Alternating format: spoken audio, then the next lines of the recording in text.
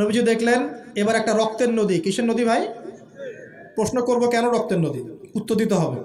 ওই রক্তের নদীতে আল্লাহ পাক কিছু মানুষকে রেখেছেন। ফেরেশতারা পাথর দিয়ে তাদের মাথা ফাটিয়ে দিচ্ছে, পাথর ছিটকে অন্য জায়গায় চলে যাচ্ছে, পাথর নিয়ে আসার মুহূর্তের মধ্যেই মাথা আবার জোড়া লেগে যাচ্ছে, আবার পাথর দিয়ে মাথা ফাটিয়ে দেওয়া হচ্ছে, আবার পাথর ছিটকে চলে যাচ্ছে। নবীজি জিজ্ঞাসা করলেন এরা কারা যাদেরকে শাস্তি দেওয়া হচ্ছে? নবী সাল্লাল্লাহু আলাইহি ওয়াসাল্লামকে জিবরাইল আলাইহিস সালাম বললেন এরা আপনার উম্মতের সেই সব ব্যক্তি যারা সুদখোর ছিল। কি ছিল? এখন বলেন রক্তের নদী কেন? বলেন, উত্তর দেন দেখি, কে বলতে পারবেন? বিসমিল্লাহ।